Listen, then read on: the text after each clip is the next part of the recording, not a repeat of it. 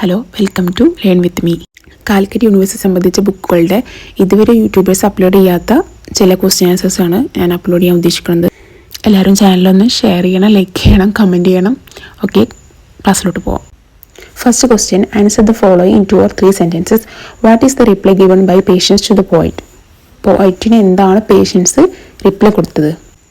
Patience tells the poet that God must not need human work or talent to be valued.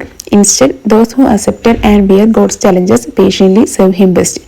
It means, അതായത് ദൈവത്തിന് മനുഷ്യൻ്റെ ഒരു വർക്കോ അല്ലെങ്കിൽ ഒരു ടാലൻറ്റോ ഒന്നും ദൈവത്തിന് ആവശ്യമില്ല, അതല്ലെങ്കിൽ വേണ്ട. പകരം ദൈവം തന്ന എല്ലാ ചലഞ്ചസും അക്സെപ്റ്റ് ചെയ്യുന്ന ഒരാളാണ് ദൈവത്തിന് ഏറ്റവും കൂടുതൽ സെർവ് ചെയ്യുന്നതിൽ ബെസ്റ്റ് എന്നാണ് ഫസ്റ്റ് ക്വസ്റ്റ്യൻ്റെ answer.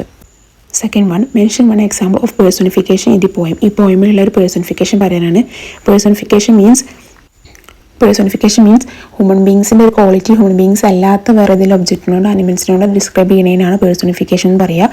Patients is personified in the poem as it's described as having the ability to speak and give reply to the poet. അതായത് ഈ പോയമിൽ പേഷ്യൻസ് എന്നുള്ള ക്ഷമ എന്നതാണ് എന്ത് ചെയ്തത്, പേഴ്സണിഫൈഡ് ചെയ്തത്. It because it is described as having the ability to speak. അദ്ദേഹം patience എന്നുള്ളത് സംസാരിച്ചു, പോയിറ്റിനോട് സംസാരിച്ചു, റിപ്ലൈ കൊടുത്തു. അപ്പം റിപ്ലൈ കൊടുക്കുക, സംസാരിക്കുക എന്നുള്ള ഹ്യൂമൻസിൻ്റെതായ ക്വാളിറ്റിയാണ്. അത് വേറൊരു ഒബ്ജക്റ്റിനെ ആയിട്ട് പേഴ്സണിഫൈഡ് ചെയ്തു. Next question, what are the meaning of the word talent? Talent എന്നുള്ള വേർഡിൻ്റെ മീനിങ് എന്താണ്?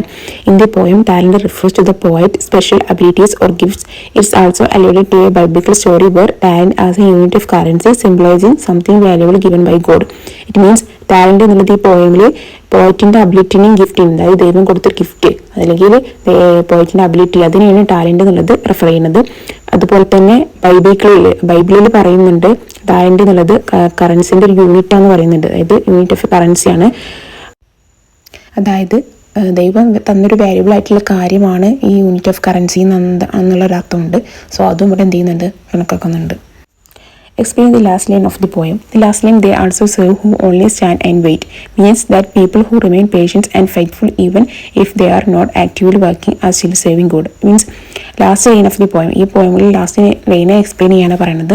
അപ്പോൾ ലാസ്റ്റ് ലൈനിൽ പറയുന്നത് എന്താണെന്ന് വെച്ചാൽ പീപ്പിൾസ് ഇപ്പോഴും, അതായത് അവർക്ക് വർക്ക് ചെയ്യാൻ, ദൈവത്തിന് അവരുടെ ടാലൻറ്റ് അവർക്ക് വർക്ക് ചെയ്യാൻ പറ്റിയിട്ടില്ലെങ്കിൽ അവരെന്ത് ചെയ്യണം, അതിനെ ക്ഷമിച്ച് നിൽക്കണം എന്ന് പറയുന്നത്. അവിശ്വാസം കൊണ്ട് ക്ഷമിച്ച് നിൽക്കണം.